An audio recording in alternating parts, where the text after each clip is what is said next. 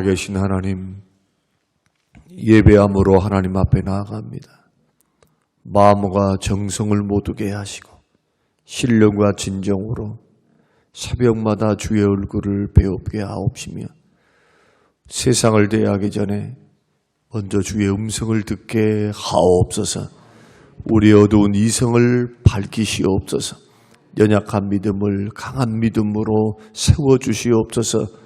생명의 말씀이 우리에게 능력이 되시오니 하나님 주의 말씀으로 우리를 인도하옵소서. 오늘 하루도 복되고 형통한 하루 되게 하시고 주 안에서 평안함과 감사가 넘치는 복된 하루 될 수 있도록 축복하옵소서. 감사드리며 예수님 이름으로 기도합니다. 아멘. 아멘. 시편 1편 말씀, 시편 1편 1절에서 6절 말씀입니다.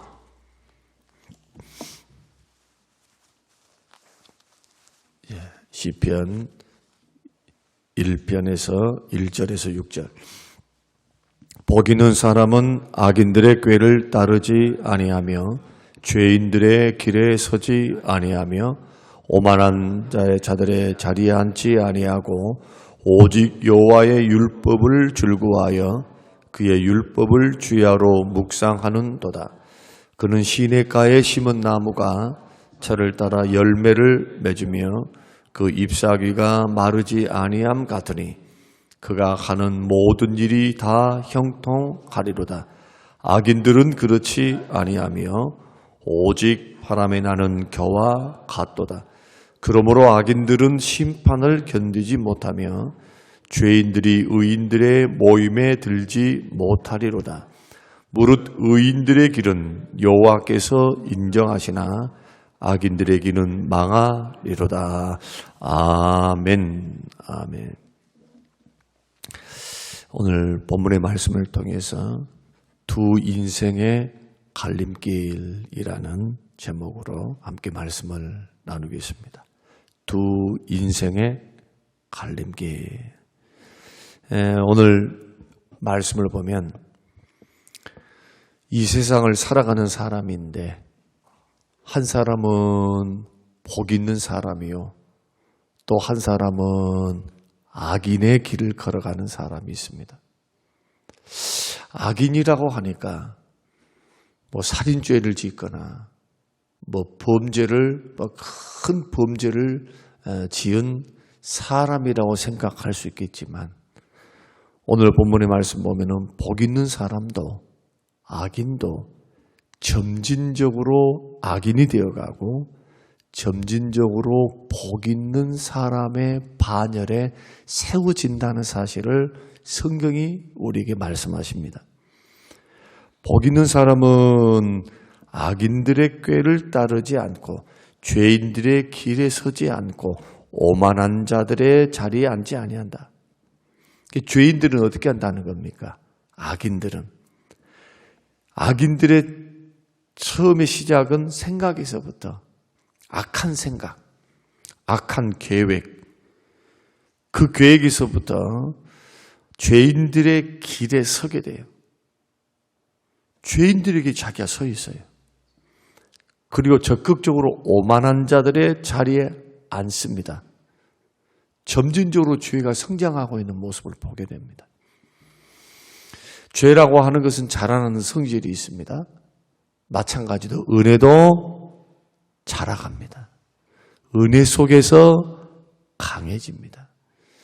믿음도 자라가는 것이고 은혜, 깨닫는 것도 자라가는 겁니다. 시너지 효과가 있어요.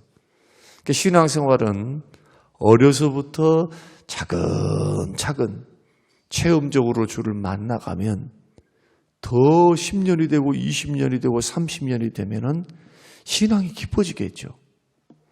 그러나 악인들의 길을 따라가듯이 성경이 말하는 복 있는 사람의 길을 걸어가지 않고 악인의 길을 걸어가게 되면 그만큼 죄의 열매가 강하게 죄의 역사가 우리 안에 일어날 거라는 거예요. 근데 죄의 역사는 끊어내기 쉽지가 않습니다. 자기 스스로 끊을 수가 없어요. 죄에 맞들리게 되면 어떤 징계와 고난, 하나님의 역사가 있지 않은 한 쉽게 끊어지지가 않습니다. 그래서 무서운 거예요. 마찬가지로 복 있는 사람은 어떤 사람인가? 2절 말씀 보니까 오직 여호와의 율법을 즐거워하여 그 율법을 주야로 묵상하는 자로다. 하나님 말씀을 한 번 읽었는데 복 있는 사람의 반열에 서겠습니까? 훈련과 습관을 통해서 자꾸 말씀의 길을 선택하고 말씀을 붙들고 말씀을 마음에 채우고 그 말씀에 의하여 자기 인생을 세워가는 사람이죠. 그 2절 말씀에 율법을 즐거워한다. 율법을 주야로 묵상한다. 묵상이라고 하는 것은 하나님 말씀을 깊이 되새긴다는 거예요. 그냥 날 넘어 듣거나 저것은 목사가 하는 말이지. 또 말하네. 이런 식으로 하나님 말씀을 대하지 않는다는 거예요. 세상의 철학의 말, 어떤 인문학자의 강의의 말, 이런 말보다 더 못한 게 하나님 말씀인가요? 절대 그럴 수 없다는 거예요. 복 있는 사람은 하나님의 말씀에 의해서 모든 선악을 분별하는 겁니다. 옳고 그름을 주의 말씀이 기준이 되는 거예요. 그 말씀에 의해서 자기 인생을 결단하며 걸어가는 것, 말씀의 길을 걸어가는 거죠. 그러기 위해서는 말씀을 즐거워하셔야 합니다. 성경 공부를 즐거워해야 되고 설교를 듣는 것을 즐거워해야 돼요. 즐거워야 돼. 그래야 마음이 열리죠. 즐거워하는 일은 기뻐요. 하나님 말씀은 꿀송이보다 달다라고 하는데 왜 꿀송이보다 달지 않고 그 말씀이 쓸까요? 왜 우리는 하나님 말씀을 들을 때 하나님 말씀이 빨리 설교 시간 지나갔으면 좋겠다.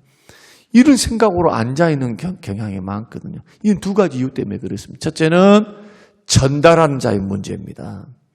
하나님 말씀을 정말 맛없이 증거를 내. 아주 딱딱하게. 요리도 하고 양념도 치고 그리고 내용물도 좀 신선한 재료를 가지고 이렇게 해야 하는데 하나님 말씀을 아주 맛없게 만들어버려요. 전달한 사람이 하나님의 입장에서 또한 사람의 입장을 배려하면서 그 말씀 수준, 그 말씀을 받는 사람들의 영적인 수준을 봐야 될 것이고 그 사람들의 환경, 지금 어떤 환경 속에 있는지 기도 충분히 하고 신방하고 그걸 파악을 한 후에 거기에 맞는 것을 줘야 돼요. 맞는 것. 66권의 말씀 가운데 얼마나 많은 하나님의 말씀의 교훈들이 있습니까? 자, 이것은 설교자들의 노력이며 묵상하는 기도이며 묵상이며 기도의 제목입니다. 그래서 이런 부분, 설교자가 설교를 좋아해야 되고요. 설교를 연구해야 되고 모든 것을 설교화시킬 수 있는 관심이 있어야 돼요. 이런 것조차도 없이 그저 책상에서 그냥 있는 그 시간에 설교 준비한다고 생각하면 오산입니다. 날마다가 다 설교의 재료들이고 신방 그 자체가 설교의 힌트며 그리고 또한 주시는 묵상, 하나님의 말씀을 묵상하고 기도에서 만나는 어떤 하나님의 깨닫게 하시는 은혜, 이런 것들이 함축되어서 나오는 게 설교입니다. 설교는 종합예술이에요. 쉽게 말하면. 사회 전 분야, 나의 인생, 심리학부터 시작해서 무슨 일어나는 정치, 경제부터 시작한 이 모든 광범위한 주제 속에서, 환경 속에서 하나님의 말씀의 방향. 그럼 우리는 어떻게 살 것인가? 우리는 어떻게 해야 하는가? 이런 상황 속에서는.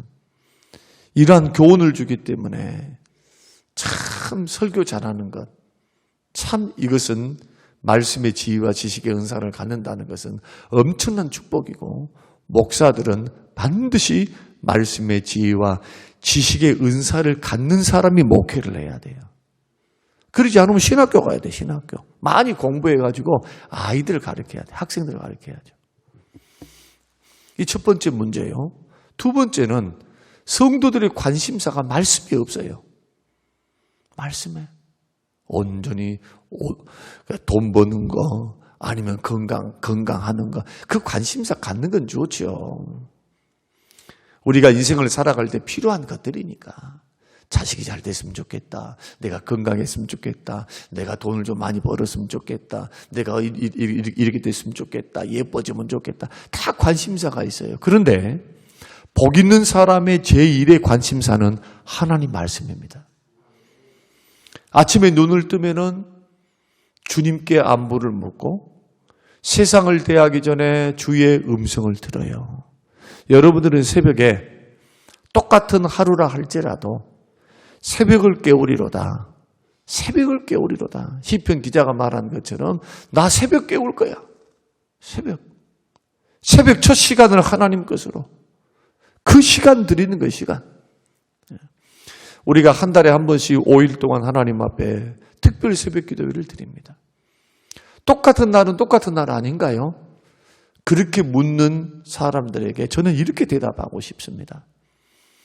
우리가 살아계신 하나님을 섬기고 그 하나님의 보좌 앞에, 그 영광 앞에 머물러 서는 우리들이 그 수많은 날이 있고 수많은 시간이 있는데 하루의 첫 시간을 구별하고 또 소득의 10분의 1을 구별하여서 이 10분의 1은 내 것이다 말씀하신 그 주의 말씀대로 첫 것도 내 것이요.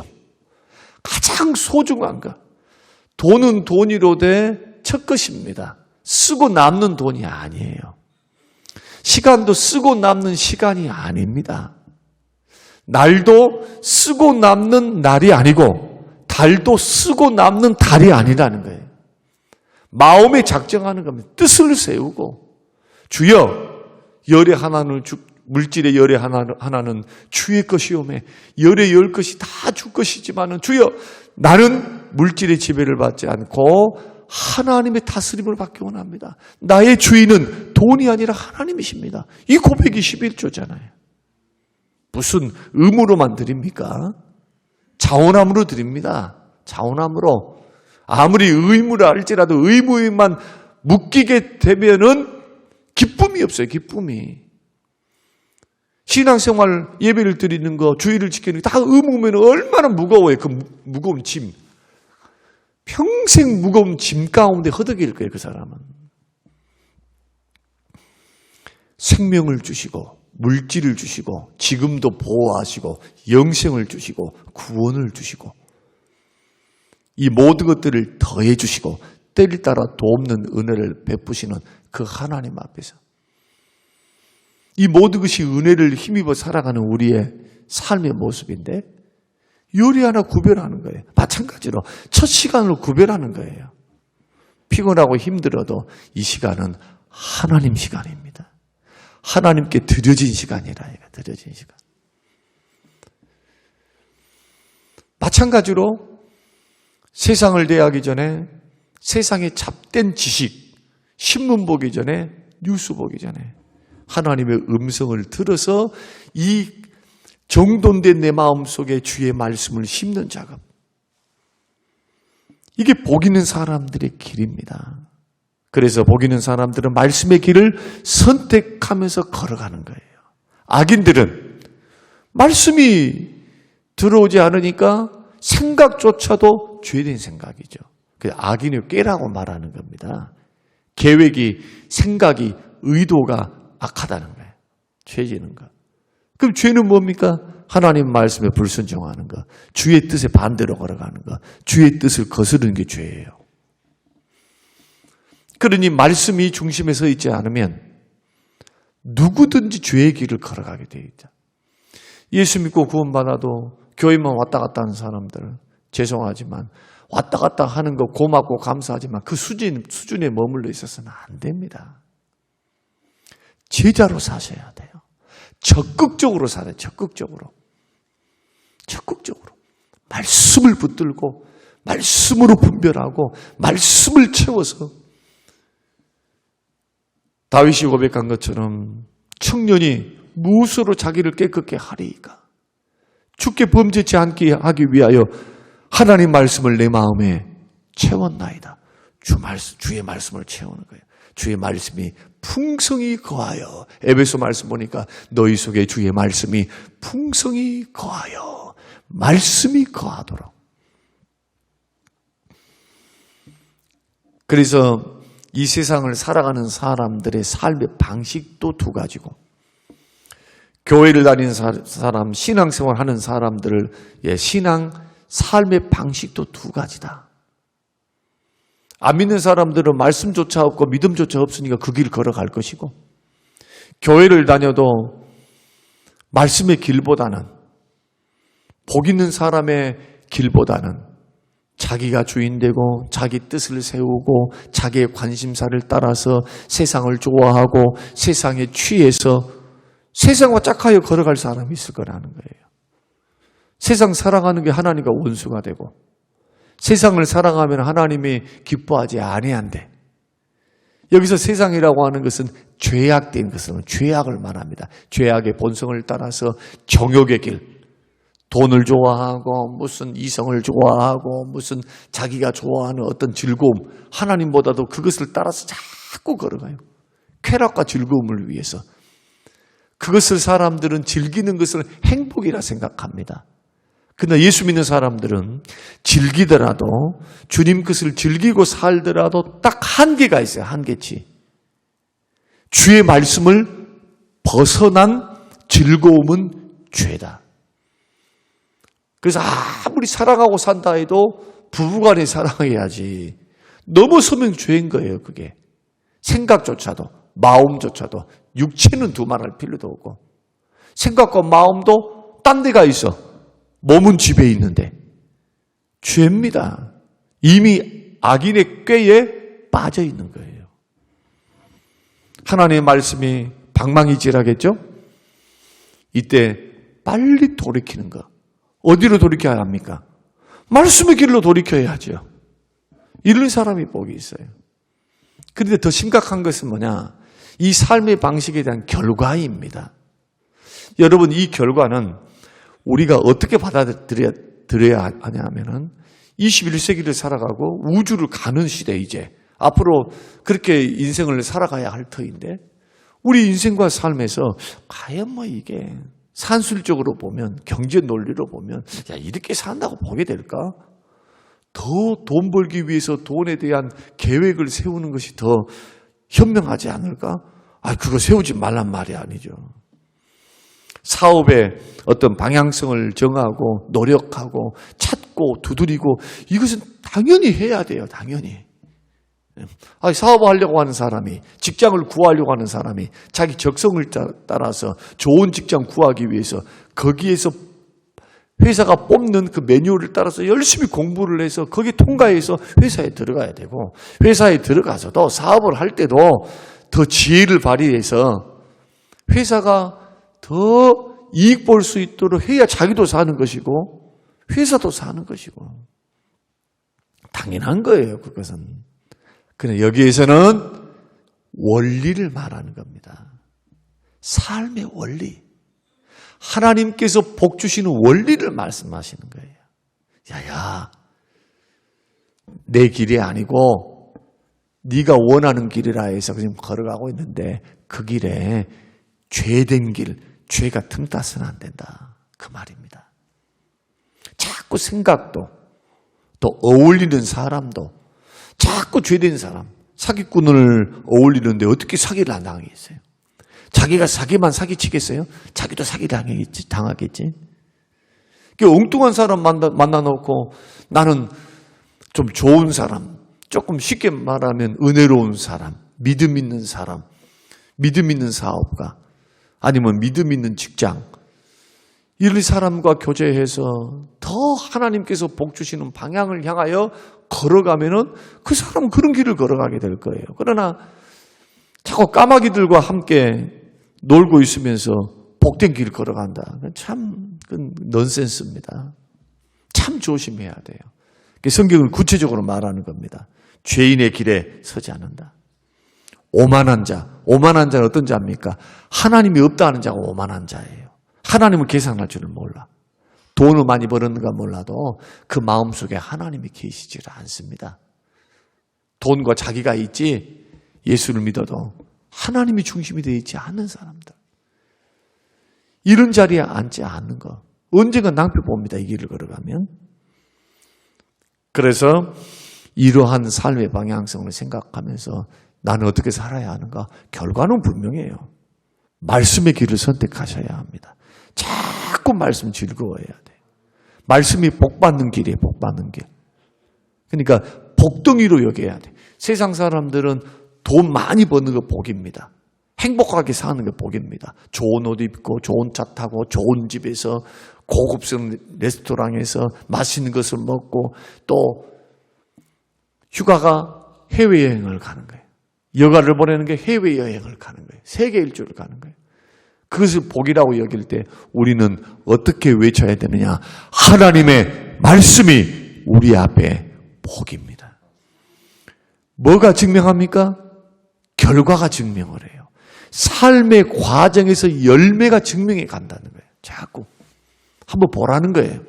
말씀의 길을 가는 사람들의 후대가 강성하는가? 아니면 돈 쫓아가고 어떻게 하든지 돈만 벌면 돼. 이런 식으로 걸어가는 사람이 형통하는지. 결과는 3절부터 말씀을 하는데 복 있는 사람은 열매 맺는 축복을 받습니다. 주기적으로 시냇가에 심은 나무가 시들지 않는 것처럼 주기적으로 열매를 맺어요. 아무리 가물어도. 두 번째는 하는 일에 형통함의 은혜를 주신다. 6절의 말씀 보니까 복 있는 삶은 여호와께서 인정하신다. 여러분 이 정도면은 얼마나 큰 축복입니까? 하나님이 인정하신대요. 야야 나는 너의 인생 계산했어. 하늘나라의 행위록에 내가 계산한다. 너의 인생은 내 앞에서 의미가 있었다. 이것을 에베소서 6장에서는 세월을 아끼라. 때가 악하니라. 지혜 있는 사람은 세월을 아낄 줄 압니다. 성령 충만할 줄 압니다. 기회를 붙드는 거예요. 기회.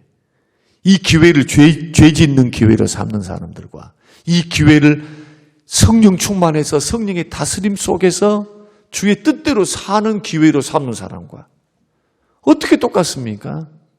이 세상에서 차이가 나지만 더 확실한 것은 저 세상에서예요. 예수님의 심판대 앞에 우리가 다 죽어서 그리스도 심판대 앞에 섰을 때 다 드러나는 거예요. 그래서 우리는 농부와 같고요. 경주하는 경기자와 같고 권투 선수와 같아요. 부지런히 말씀의 법안에서 여러분 잘 달리시기를 주의 이름으로 축원합니다. 반대로 4절에서 6절 말씀 보면은 악인들은 어떻게 되는가? 바람에 나는 겨와 같습니다. 심판받습니다. 심판.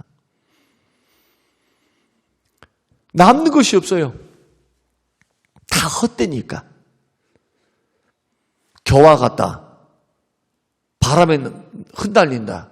의미 있습니까? 의미가 없어. 의미가 없어. 헛되다 이거예요. 헛되다. 알곡이 아닌 건 헛되지요.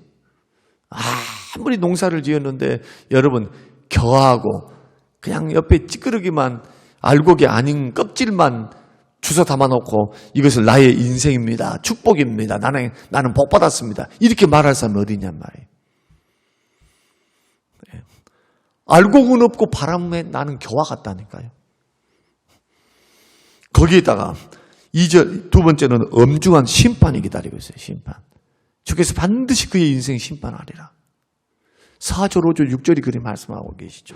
세 번째는 의인의 모임에 들지 못해요. 이런 사람이 구원받겠어요? 못 받지. 행위 구원을 말한 게 아니라 벌써 열매가 그렇다는 거예요. 열매가. 네 번째는 반드시 망하게 돼 있어요. 만약에 이 땅에서는 끝에 망하지 않고 자기가 죽었습니까? 심판대 앞에서는요 피할 수가 없어요. 하나님의 완전한 심판. 그래서 오늘 시편 1편은 150편을 시작하는 첫 번째 관문이죠. 그러죠? 시편의 주옥 같은 축복의 말씀, 은혜의 말씀, 체험적인 말씀 얼마나 많습니까? 첫 번째 관문을 열면서요. 뭐라고 말씀하느냐? 하나님을 섬기는 하나님의 백성들아. 두 가지 갈림길에 인생은 두 가지 갈림길 속에 있다. 좁은 길을 걸어갈래? 넓은 길을 걸어갈래? 좁은 문을 통과할래? 넓은 문을 통과할래? 똑같아요. 예수님 말씀한 것처럼. 사람들이 찾지 않는 길, 사람들이 힘들어하는 길, 그러나 그곳에는 생명이 있고 축복이 있고 구원이 있고 하나님께서 인정하는 길, 이 길이 바로 말씀의 길이다. 힘들고 어려워도 말씀 즐거워하셔야 돼요. 복 받는데 못할 게 뭐가 있어요? 돈 듭니까? 돈 드나요? 말씀 즐거워하는 게 돈 드나요? 결단하면 돼요, 결단. 생명의 말씀 붙들면 되는 거예요. 돈 버는 것처럼. 그렇게 좋아하잖아요, 우리의 복을. 하나님의 말씀은 나의 삶의 복입니다. 그리고 그 말씀을 크게 듣고 그 말씀을 길에 복이니까 자꾸 묵상하고 되새기고 마음에 자꾸 되새기는 거예요, 마음에. 그러니까 이렇게 하면 안 돼. 이렇게 하면 절대로요. 하나님 말씀은 어떤 말씀이 복되지 않는 말씀이 어디 있어요? 다 나 잘 되라고 말씀인데.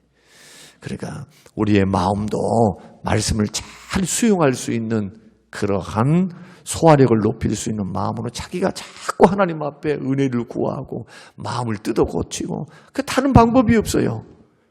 귀의 문이 열리고 성령의 역사를 통해서 자기가 변해야지. 그래서 말씀이 들리기 시작하면요, 영혼의 변화가 일어나고 말씀이 들리기 시작하면 그 영혼 살아납니다. 그러나 천하 없어요. 20년, 30년, 40년 믿었네. 말씀이 들리지 않은 사람은 영혼이 죽어가요. 빨리 그런 사람들은 맞는 목자 찾아가야 돼. 다른 방법 없어요? 뭐 교회 많은 숫자, 그게 중요한 게 아니에요. 수천 명이 모여서도 말씀의 은혜 속에서 내가 바른 길 걸어가지 않은데 어떻게 그것이 나의 복된 교회가 될 수 있겠어요? 나에게는.